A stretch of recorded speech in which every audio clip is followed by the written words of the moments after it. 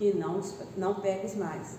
Temos o paralítico de Cafarnaum, quando eles descem a padiola do paralítico lá pelo teto da casa de Pedro, que Jesus fala para eles: teus pecados te são perdoados.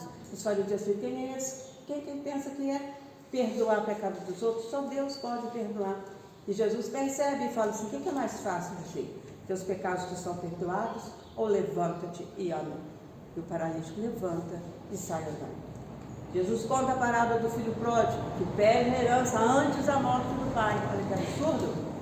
E o pai concede, e ele pega tudo, vai embora para o mundo, gasta tudo, perde tudo, fica passando dificuldade, passa fome e resolve voltar. E quando ele está chegando longe da estrada, o pai, que nunca perdeu a esperança de que ele fosse voltar, estava lá e viu. E o pai não espera ele chegar, o pai sai e vai ao encontro dele, e o abraça, e o perdoa na frente de todos, o recebe de novo como filho. Então Jesus estava falando nessa parábola do amor de Deus por todos nós. Mesmo quando nós tropeçamos, mesmo quando nós estamos muito errados, Deus não nos abandona. O menor sinal de arrependimento, Ele está ali para te receber de volta. Aí nós vamos agora voltar lá no Evangelho segundo o Espiritismo, no capítulo 10. Ainda em Cafarnaum, na Galileia, o mestre abordou um de seus temas prediletos, o perdão. Em benefício da causa, os cristãos não deveriam guardar ressentimentos, mágoas, rancores. Então Pedro, questionador, sempre pergunta, sempre quer saber. A gente vê lá no Evangelho várias vezes, várias coisas que ele perguntou, e graças a ele nós sabemos as respostas, né, que Jesus deu. Então Pedro aproximou-se de Jesus e perguntou: Senhor, quantas vezes deverei perdoar a meu irmão quando ele pecar contra mim? Até 7 vezes?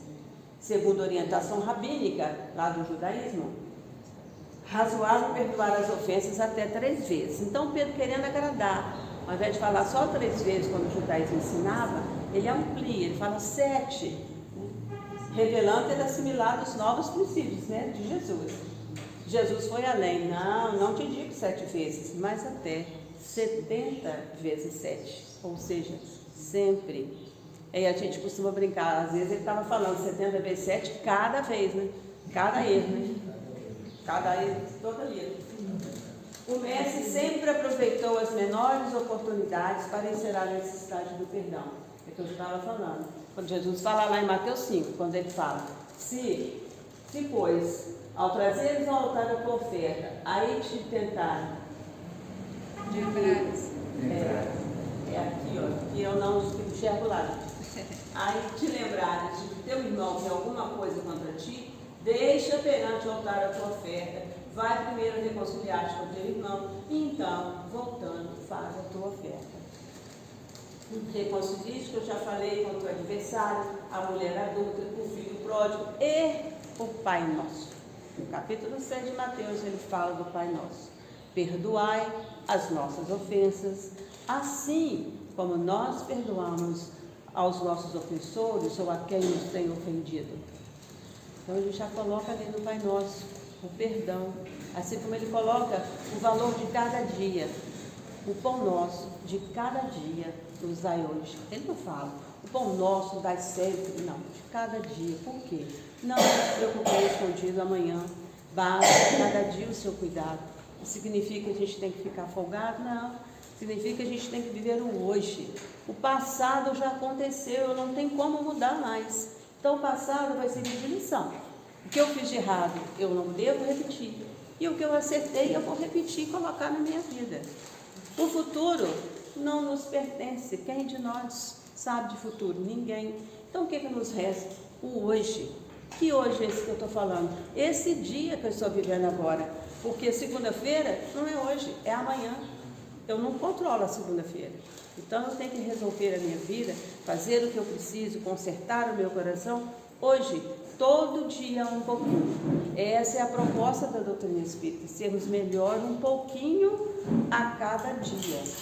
É um processo, ninguém vai ficar bonzinho de um dia para o outro, né? Mas nós temos que ir consertando. Vamos cair muitas vezes? Claro que vamos, mas nós não podemos desistir. Nós temos que levantar, buscar dentro de nós os ensinamentos de Jesus e continuar, porque nós sabemos que nós estamos sozinhos. O José Carlos de Luca tem um livro que chama O Mestre do Caminho. O livro é lindo. E eu extraí esse trechinho de lá, porque encaixa no nosso tema. Ele diz assim: somos muitas vezes incompreendidos por aqueles de quem mais esperamos compreensão. Eu acho que todos nós passamos por isso. Isso é uma realidade. Isso acontece na nossa vida, não é? Incompreendidos por aqueles que mais esperamos compreensão.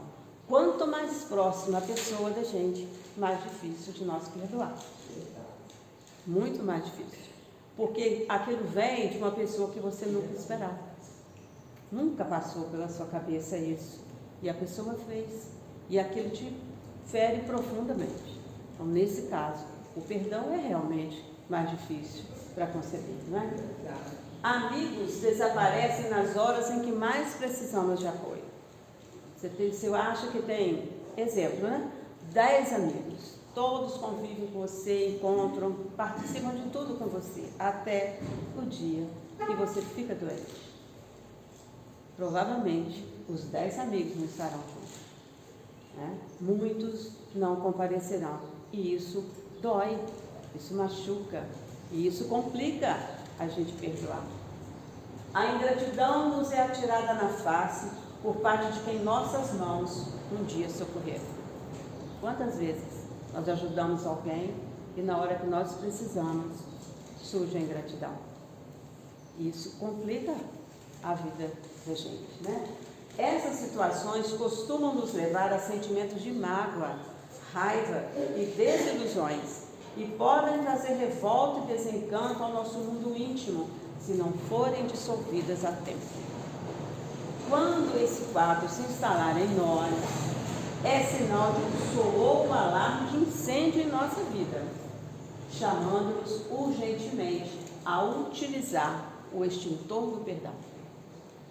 Todas as vezes que nós passamos por qualquer uma dessas situações, ou outras que não estão aqui, mas que também nos ferem profundamente, e que nós percebemos a mágoa, a raiva, o ressentimento, a vontade de desistir surgindo no nosso coração, é hora de ligar o alerta. Eu preciso tomar uma atitude, senão eu vou ser refém de todos esses sentimentos ruins no meu coração. E depois que eu deixar esses sentimentos se instalarem no meu coração, fica muito mais difícil para eu colocá-los para fora. Então eu preciso fazer uma barreira para que eles não façam morada no coração. Eles passam pelo meu coração, mas vão embora, porque eu não vou deixar ficar. É isso que ele está falando ali. E como eu posso fazer isso? Utilizando o extintor do perdão.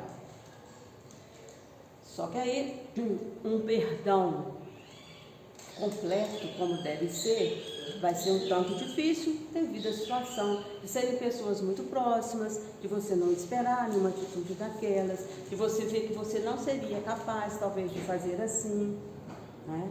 Então, nós vamos perceber as dificuldades. Aí vem, o que é perdoar? Perdoar não é fingir que nada aconteceu. É escolher não carregar mais o peso que nos fere. É soltar o que nos prende ao passado. Nós falamos agora mesmo. Se eu sofri uma dessas situações ontem, não adianta eu ficar preso lá. Já aconteceu, não vai mudar. As palavras que deveriam ferir já me feriram. O que eu preciso fazer? Não tem como mudar. Eu vou carregar esse peso daqui para frente, até o final da minha reencarnação, jogando fora a oportunidade de praticar os ensinamentos, de me melhorar, de plantar sementes boas para que elas possam germinar e florescer numa próxima reencarnação, para que eu tenha uma reencarnação com menos desafios. Não, eu preciso pensar. Por isso Jesus, Espírito da Verdade, fala lá: espíritas, amai-vos. Este é o primeiro ensinamento. Instruí-vos. Este o segundo. Precisamos conhecer, aprender, porque a gente ama aquilo que a gente conhece. Então, nós precisamos aprender os ensinamentos de Jesus para que nós possamos ir resolvendo essas situações na nossa vida. Perdoar é um ato de coragem e libertação. Não para justificar o erro, mas para libertar o coração. Perdoar não significa que você concordou com o que ele fez. Você não precisa concordar com o que ele fez. Não significa. Perdoar significa que você não vai mais deixar o que aconteceu interferir na sua vida, deixar de dizer para você o que você vai fazer. Por quê? Porque nós temos o livre-arbítrio. Quem escolhe o que entra no meu coração ou não, sou eu.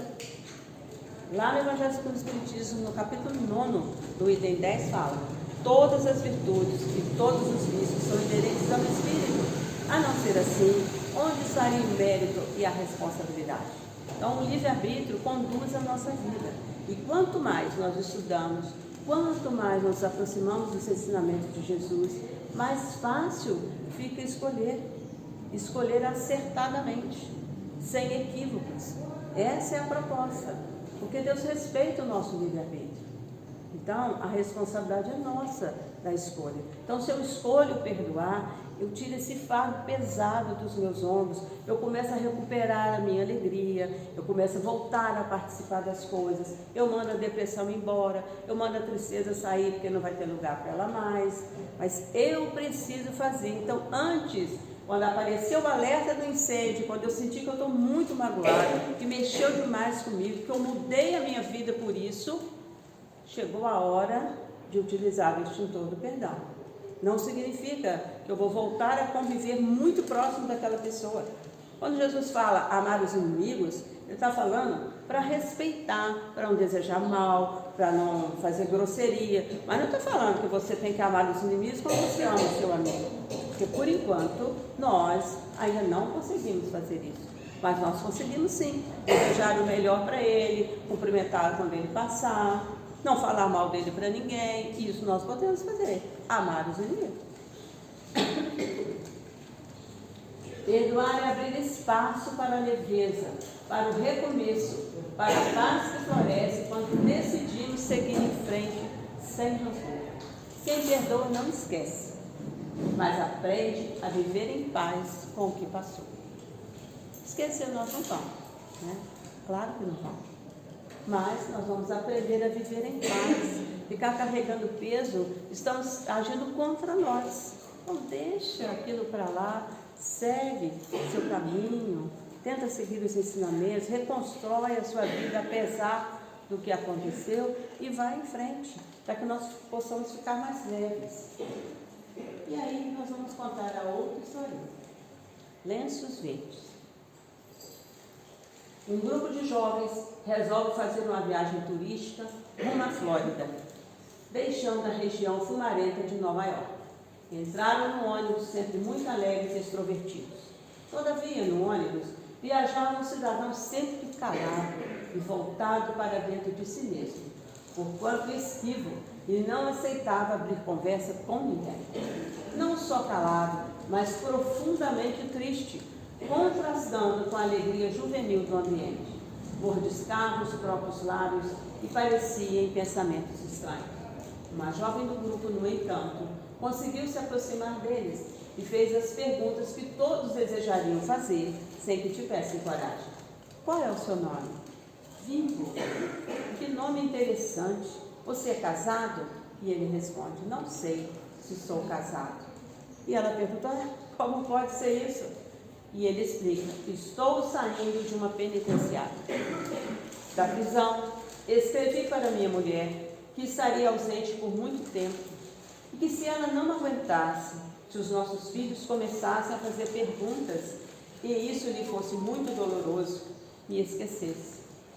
Eu compreenderia. Arranje outro marido, disse-lhe. Também acrescentei: não precisa escrever mais. E de fato, ela nunca mais me escreveu. E você está voltando para casa?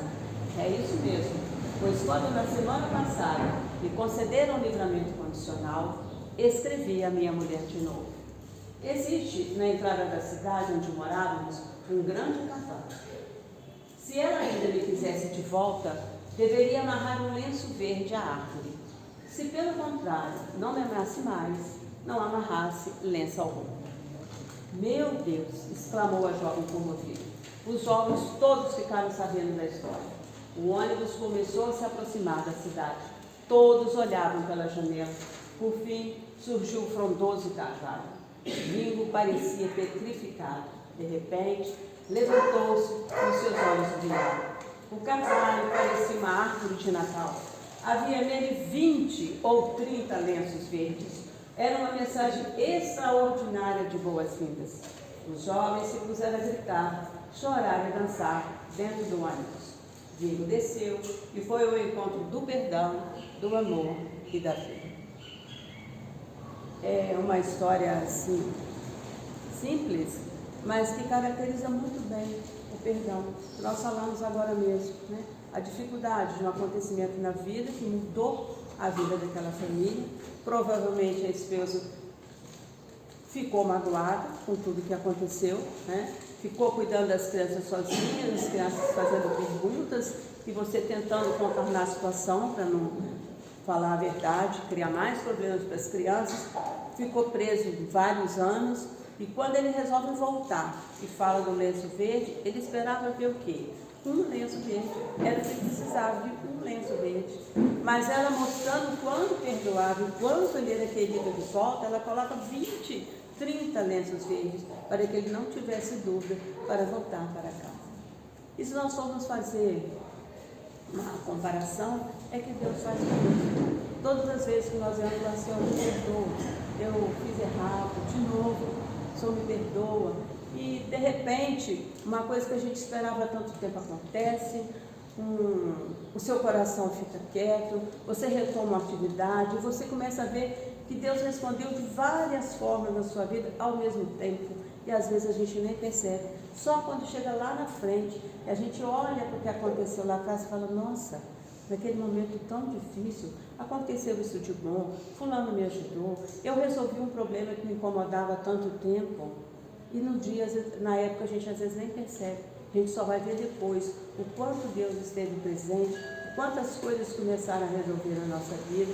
E naquele momento, nós estávamos tão focados naquele problema que nós não percebemos toda a ajuda que de repente nos cercou. Então, essa historinha é para que nós acordemos para isso. Todas as vezes que nós erramos, nós reconhecemos o nosso erro, Deus chega lá. Nós percebemos a presença de Deus na nossa vida.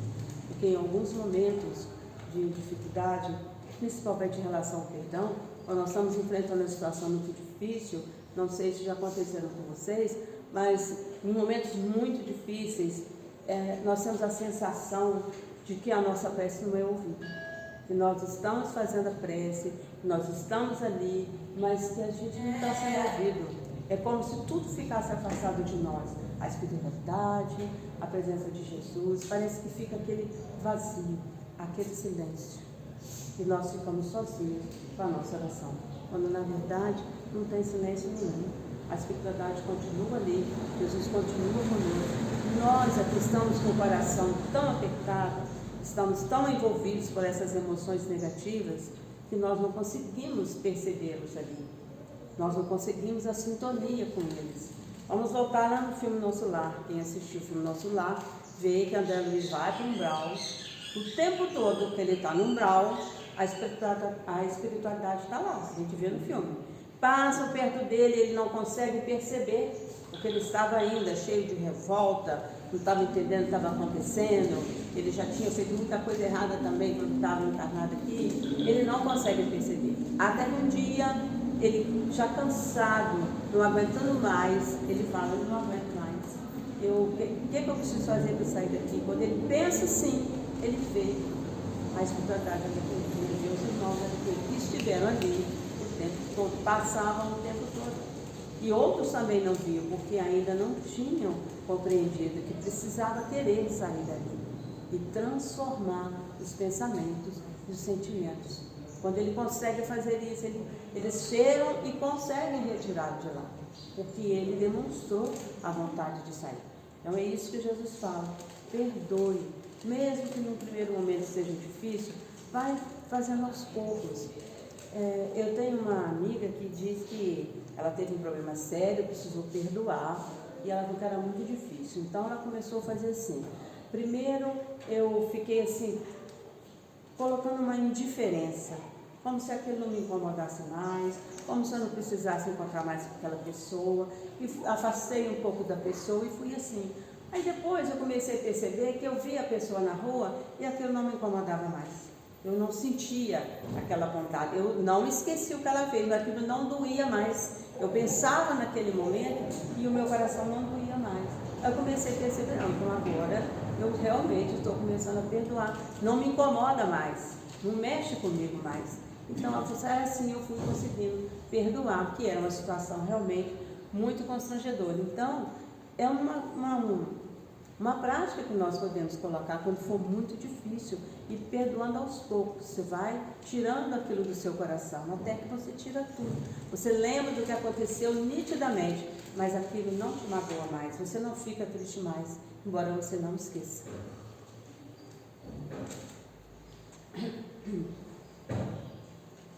Que reflexão!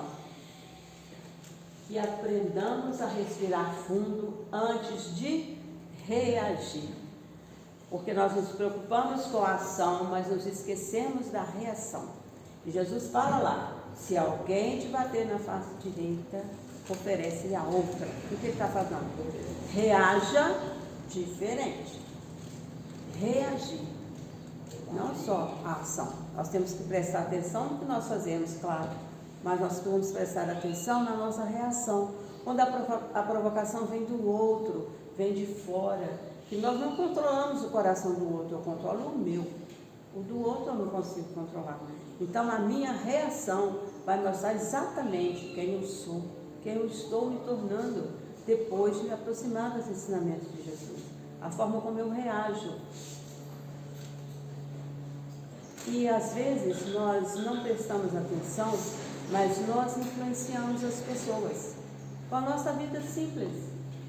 Mas nós influenciamos. Muitas pessoas prestam atenção no que você faz, como você se comporta lá fora, como você reage a uma situação difícil. As pessoas prestam atenção e o seu comportamento pode mudar a vida daquela pessoa, para melhor ou para pior. Novamente, a responsabilidade do livre-arbítrio. Nem a cultivar a paz dentro da gente, mesmo quando tudo ao redor parece caos. Isso é difícil, não é? Permanecer a paz dentro da gente. O mundo está desmoronando à sua volta, mas você está em paz. Você consegue continuar com a sua vida, dormir, se alimentar. Preocupou durante o dia com aquilo tentando resolver, não resolveu? Amanhã é outro dia. Não vos preocupeis com o dia da manhã. Então vamos deixar o problema para amanhã e vamos dormir. Isso é a paz que o Evangelho fala. Não é a paz do mundo, é a paz que você constrói no seu coração com os ensinamentos de Jesus. É fácil? Não. Mas nada que for para a gente ir consertando o que está ainda errado no nosso coração, é fácil. Porque são hábitos, são situações que nós estamos repetindo há quanto tempo? Não só nessa vida, mas talvez em outras existências, nós também já éramos assim, tínhamos dificuldade de perdoar. Então não é uma coisa simples que vai resolver de uma hora para outra, mas é um esforço. Reconhece-se o verdadeiro espírita pela sua transformação moral e pelos esforços que faz para domar as suas más inclinações. Não está falando que o verdadeiro espírito é santo, não. Está falando que ele não desiste, que ele tenta se conseguir cada dia tentando consertar alguma coisa para dominar as nossas más inclinações. Às vezes seremos provocados, feridos ou desafiados. Que saibamos nos recolher, olhar para dentro e escolher, responder com sabedoria. A escolha de novo.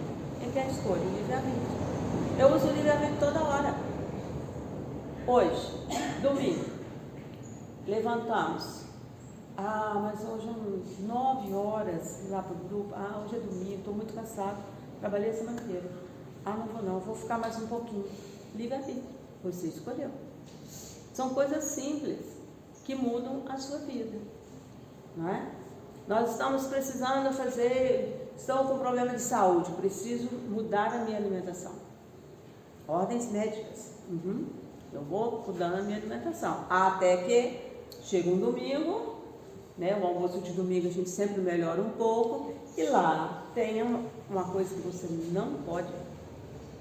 Aí você fala, mais um pedacinho só hoje? Não, você come.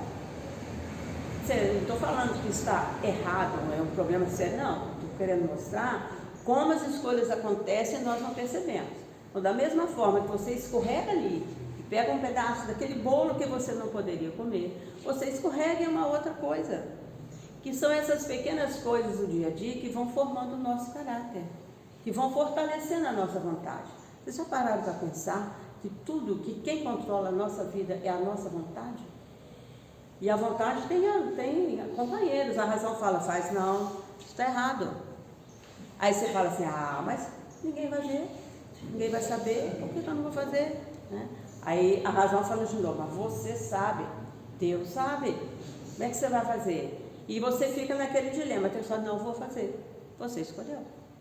A sua vontade fraquejou naquilo ali, em coisas pequenas, então nós precisamos exercitar. Por isso Jesus fala, quem não é fiel nas pequenas coisas, não será nas grandes. Se eu não consigo vencer uma coisa pequena, se eu não tenho a vontade firme para vencer aquilo tão pequeno, como eu terei uma vontade firme para vencer uma coisa maior, que vai fazer mais diferença na minha vida?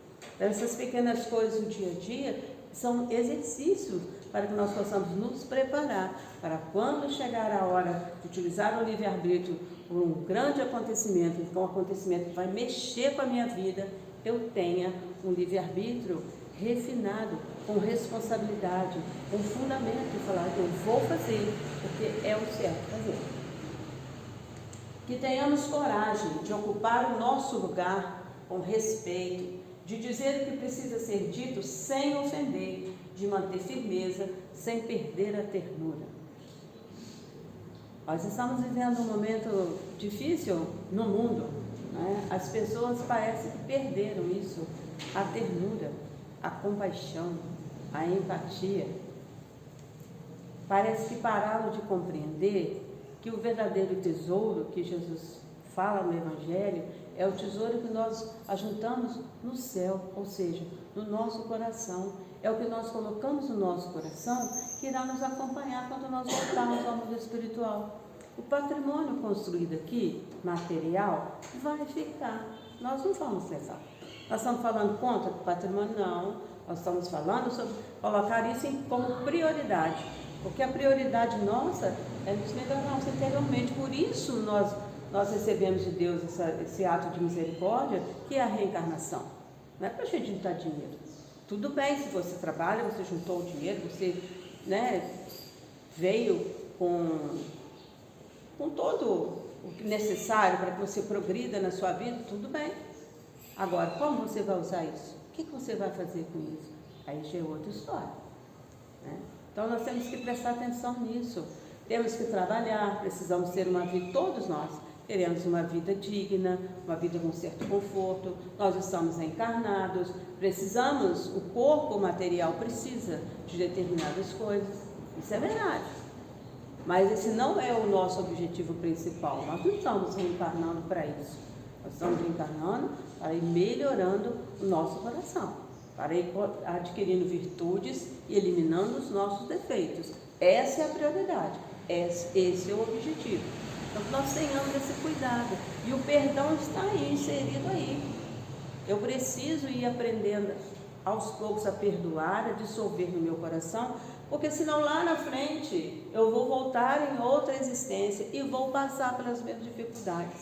Porque as coisas só se repetem na nossa vida, principalmente as dificuldades, enquanto nós não aprendemos o que ela vem nos ensinar.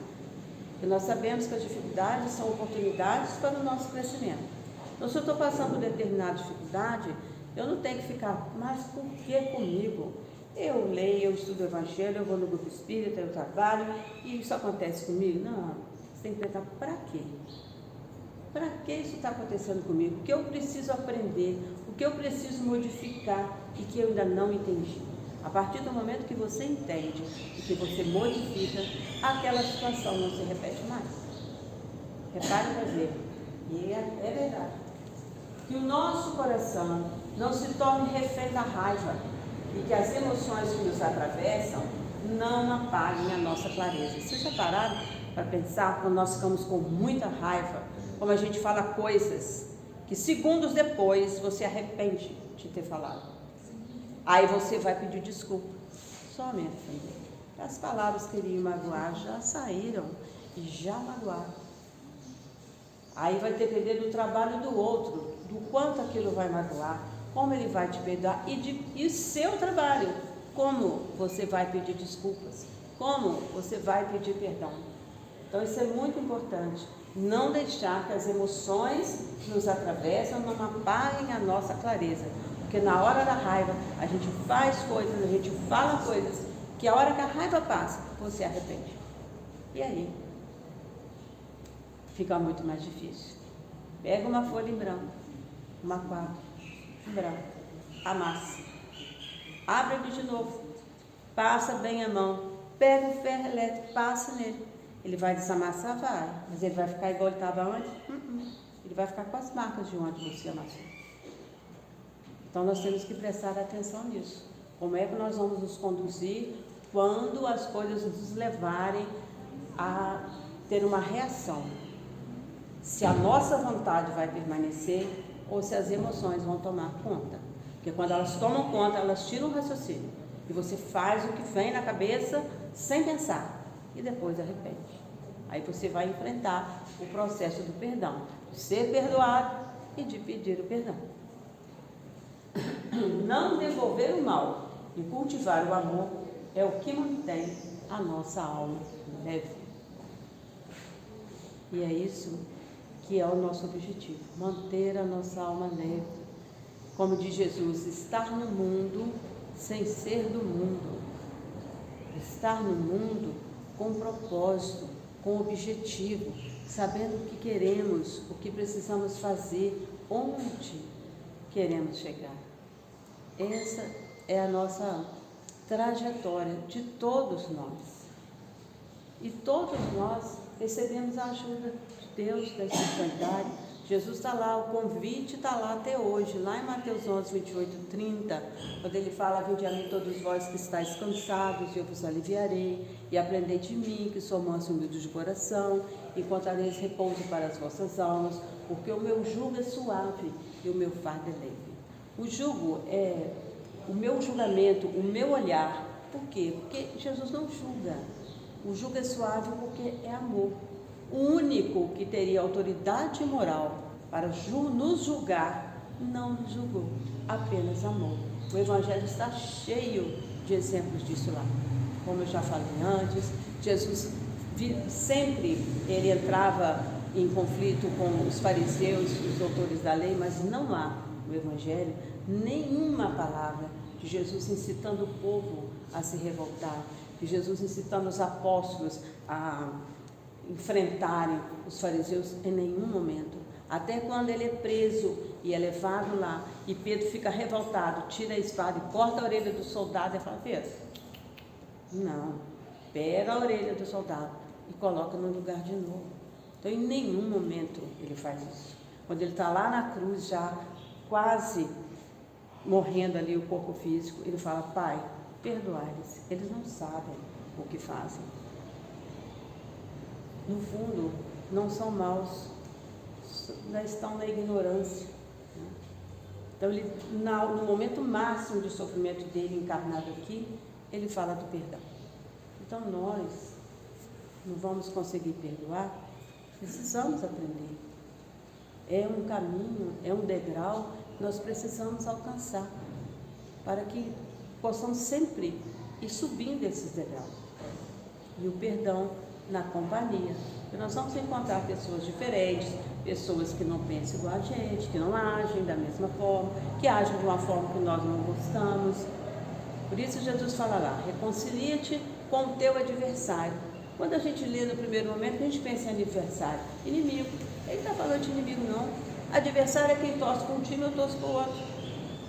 Aí os times jogam, a gente briga, fica de mal porque um ganhou, aí o outro implicou com você, você fica de mal por causa daquilo. Adversário é isso. Tem uma outra opinião, uma outra visão política, de um outro segmento religioso, aí você vai discutir religião, brigar, por causa de religião. Isso é um contrassenso. Nós não estamos falando de amor. Desde quando a religião manda brigar? Toda religião quer ensinar o amor. Então são essas coisas que nós precisamos prestar atenção. Perdoe. Perdoe quem te ofendeu, quem não te ajudou, quem pouco se importou, quem tentou te prejudicar e quem, por alguma insatisfação, saiu falando mal da sua vida por aí. O famoso fofoqueiro. Perdoe para que tudo te vá bem e continue a sua vida sem fardos desnecessários. O perdão é libertador, ele te liberta daquela dor no seu coração. O outro que se acerte com Deus pelos seus atos. Faça a sua parte. Eu não posso fazer a parte do outro. Madre Teresa de Calcutá fala, no final de tudo, é só você e Deus. E você vai prestar conta a Deus. E adianta você esconder? Ele sabe tudo. Você não consegue esconder. Você consegue esconder do mundo, mas de Deus você não consegue. Então, isso nós temos que ter na nossa cabeça. Então, gente, essa é a proposta de seu, para a gente falar sobre o perdão, que é uma situação, né? Nós não estamos falando que é fácil, não é?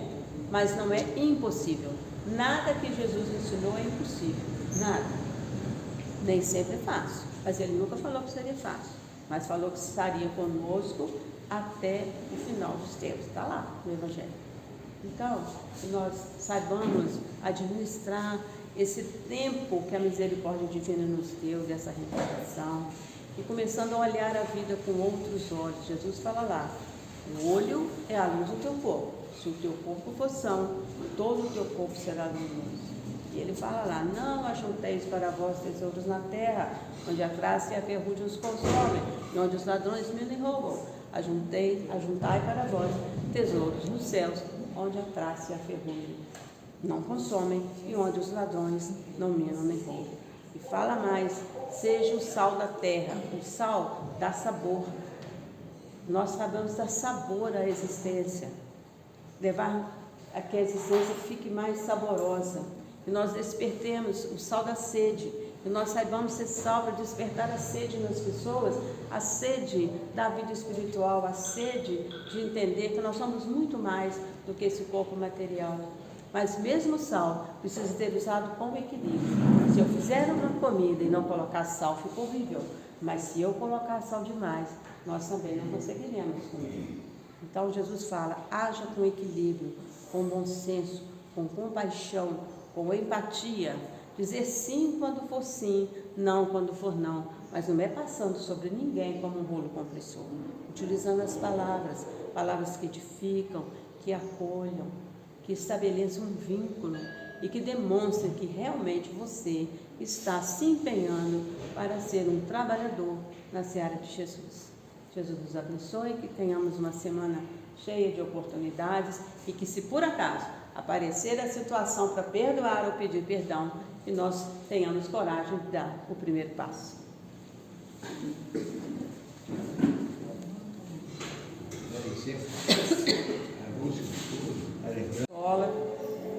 E nós devemos sempre estar muito próximos dele, que a doutrina espírita trouxe para nós um evangelho redivivo, que caminha conosco no dia a dia. Não é mais aquele evangelho estático, quietinho lá no Novo Testamento. Não, ele agora está na nossa vida, porque nós compreendemos que Jesus caminha conosco o tempo todo. Então, todos os instantes da nossa vida, em tudo que nós fizermos ou deixarmos de fazer, o evangelho está presente. Por isso, à medida que nós vamos estudando o evangelho, nós vamos percebendo como a nossa responsabilidade aumenta no nosso dia a dia, nas pequenas coisas que acontecem, nas dificuldades que surgem, nos grandes problemas que chegam para todos nós, e nós precisamos aprender a reagir a isso de acordo com os ensinamentos. Só que quando isso acontece, no primeiro momento, nós reagimos ao sabor das emoções.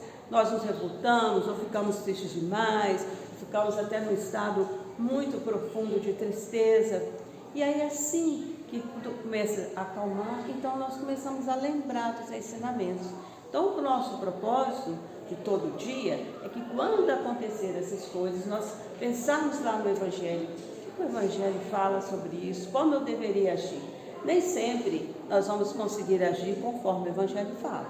Mas nós vamos começando a ter consciência de que precisamos melhorar as nossas reações nessas situações. E da mesma forma, quando as coisas boas acontecem, o Evangelho está presente também nas celebrações, nas alegrias, nas coisas que acontecem de bom na nossa vida, nos nossos relacionamentos, né? O Evangelho é para isso, é uma conduta que a gente precisa assumir, é uma prática, é um manual para a gente colocar em prática todos os dias, nos bons e nos momentos não tão bons.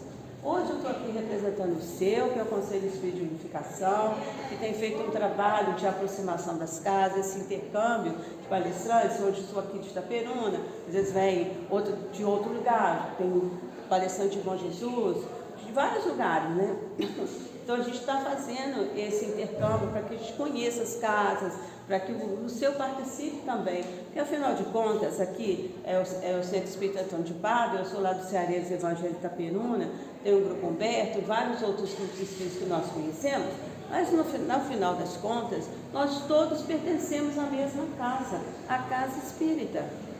Cada uma tem uma denominação, né? Até para que possa ser identificada, mas todos nós somos a casa espírita, como todos nós somos filhos de Deus, não importando situação financeira, não importando raça, não importando grau de instrução, nada disso importa. Todos nós somos filhos de Deus. Então, todos nós pertencemos à mesma casa espírita. Todos os grupos espíritas que têm as denominações seguem as orientações que nos unem, que nos aproximam, as interpretações, a visão que a doutrina traz. Então, isso nos transforma em irmãos como somos, porque somos filhos de Deus, e irmãos também na interpretação que nós temos do Evangelho, no papel que ele faz na nossa vida, como os nossos outros irmãos de outros segmentos religiosos também fazem. Todos nós somos filhos de Deus. Então a gente costuma brincar que, independentemente do segmento religioso, todos nós servimos ao mesmo patrão, que é Deus. Então, todos nós estamos juntos nesse planeta chamado Terra e que nós precisamos auxiliar nessa transição de muitas expiações e provas para a regeneração, cada um com o que pode, cada um com o que é possível fazer de bem, de bom, de melhor para si mesmo e principalmente para as pessoas que cruzam o nosso caminho. Nós vamos iniciar agora